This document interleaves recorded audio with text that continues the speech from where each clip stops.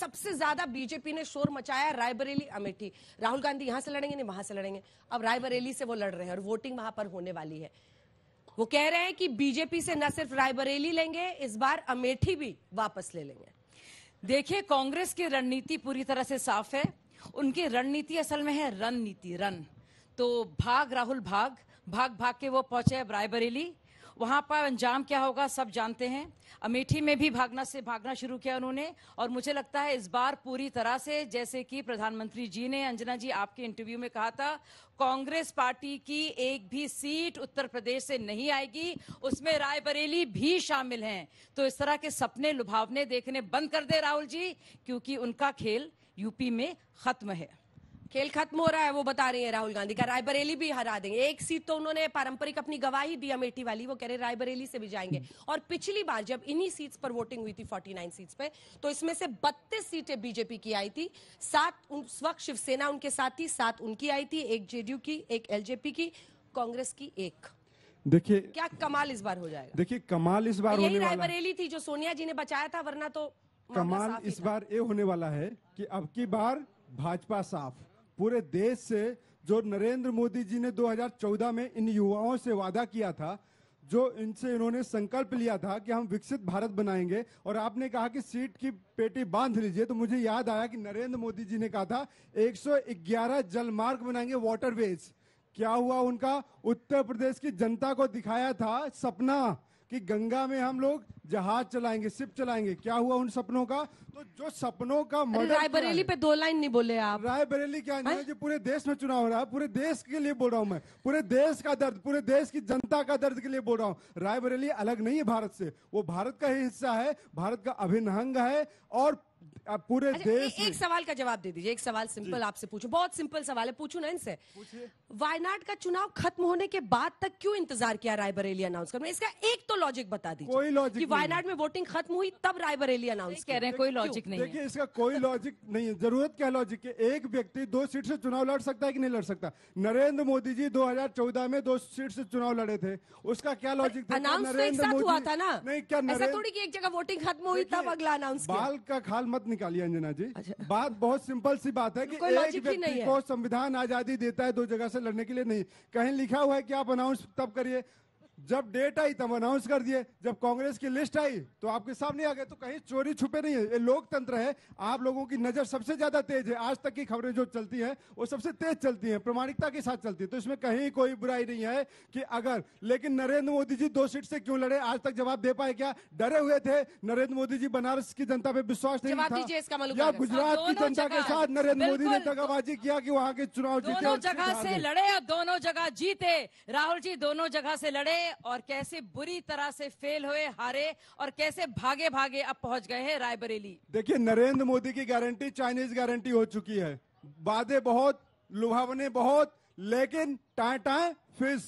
तो भाजपा साफ हो चुकी है। मैं वही बता रहा हूं, फिर से बोल रहा हूं कि नरेंद्र मोदी जी ने जितनी भी गारंटी दी थी, चाहे वाटरवेज, चाहे अच्छे थे, चाहे महंगाई, चाहे मणिपुर, सब कुछ साफ कर दिया इन्होंने। महिलाओं के नाम पे तो दही जम जाती है इनकी जवान पे, तो और क्या बोलेंगे?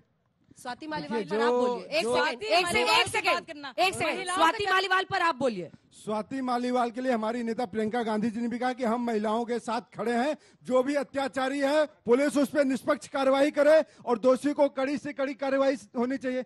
इतना प्रियंका गांधी जी ने कहा है कि अंदरूनी मामला है, महिलाओं का सम्मान चाहिए, और मैं महिलाओं के सम्मान के साथ खड़ा हूँ अंजना जी। लेकिन भाजपा प्रवक्ता को रोकिए और भाजपा प्रवक्ता से पूछिए कि प्रज्वल रेवन्ना को इन्होंने जाने क्यों दिया?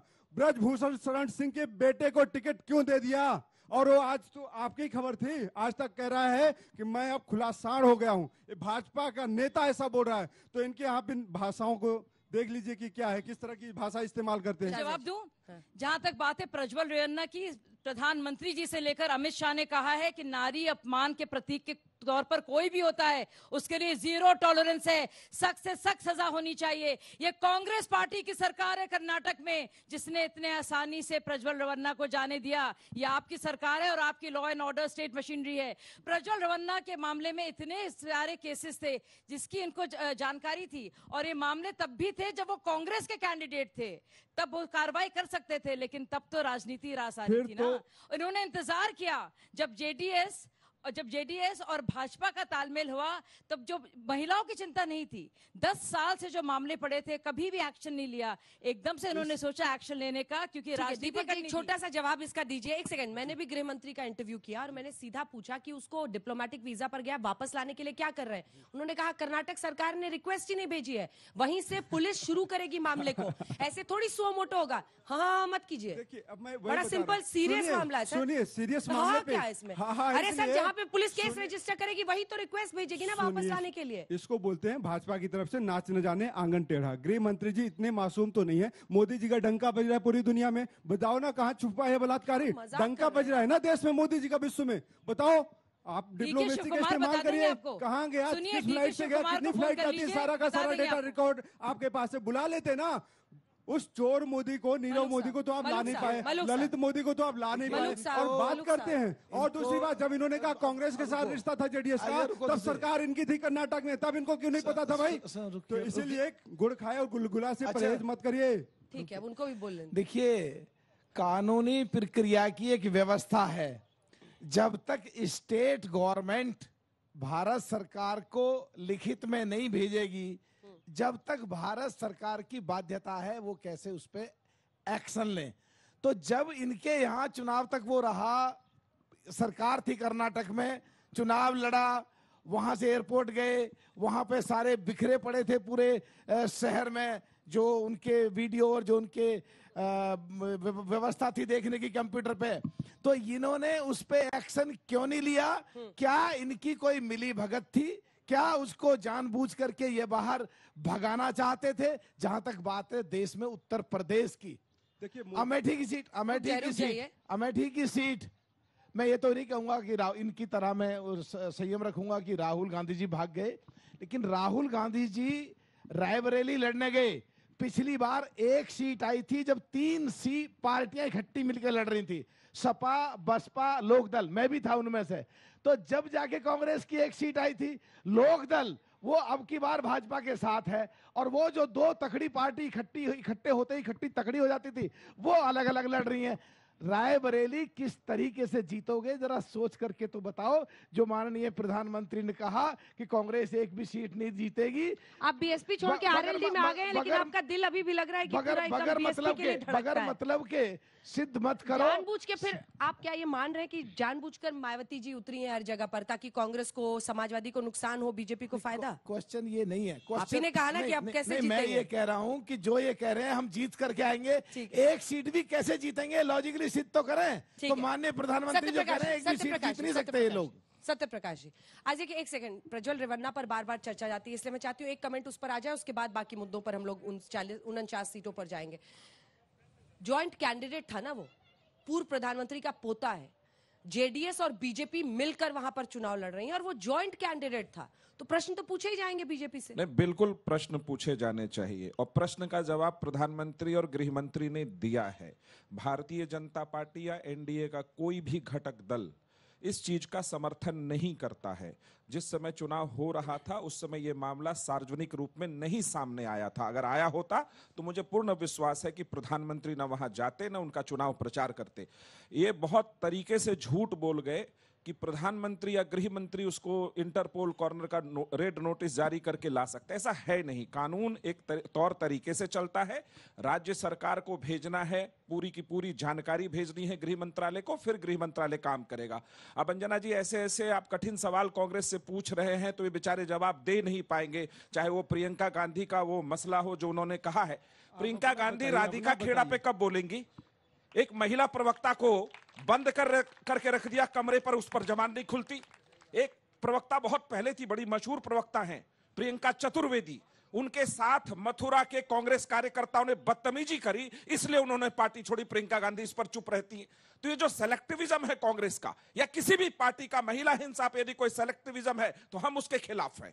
अब सवाल उठता है कि स्वाति मालीवाल का जो मसला सामने आया है, तो प्रियंका गांधी ने यह भी तो बोला ये तो उन लोग का आपस का मसला है, अपराध का मसला महिला हिंसा के खिलाफ आपस का हो जाता है। संजय सिंह कहते हैं सख्त कार्रवाई करेंगे, कार्रवाई नहीं करते, उस अपराधी को साथ लेकर लखनऊ में प्रेस कॉन्फ्रेंस में बैठे मिलते हैं। वहां पे अखिलेश यादव क्या कहते हैं कि नहीं नहीं, इससे जरूरी ज्यादा मसला और भी है दुनिया में। अरे एक महिला जो राज्यसभा की सदस्य है, दिल्ली महिला आयोग की पूर्व अध्यक्ष थी, उसके साथ दिल्ली के सीएम के घर में जिस तरह की मारपीट हुई है, जिस तरह की अभद्रता हुई है, उस पर सारे निर्लज्ज एक साथ चुप है। ये कैसी निर्लज्जता है? इस पर सवाल होना चाहिए। कांग्रेस इस पर इसलिए नहीं बोल रही है, दबे स्वर में बोल रही है, क्योंकि दोनों दिल्ली में ठीक है। इस पर मुझे अभिषेक सुधीर जी से ले लीजिए, वो आप आदमी पार्टी के समर्थक है। इस पर एक जवाब लेते हैं ना। स्वाति पर आप बोल लीजिएगा। सत्यप्रकाश जी, स्वाति मालीवाल पर एक तो जवाब दीजिए सर। देखिए, संजय सिंह ने माना खुलकर कि अभद्रता हुई है जी, एफआईआर की कॉपी सामने आ गई है, वो कह रही है मारा है पीए ने। उसके बाद वो लखनऊ में साथ में दिखता है। ये क्या तरीका है सर? ये जो विभव कुमार को जो लखनऊ लेके गए थे बिल्कुल गलत था, नहीं लेके जाना था। मैं समर्थक हूं, मैं पार्टी का तो सदस्य नहीं हूं। हाँ। जो गलत है वो गलत है। देखिए, इस मंच पे ये बात स्पष्ट हो गई है कि जब भी महिला हिंसा होती है, महिलाओं पे अत्याचार कुछ होती है, कोई भी पार्टी एक्शन नहीं लेती। बृजभूषण शरण सिंह के खिलाफ काफी सीरियस एलिगेशन है।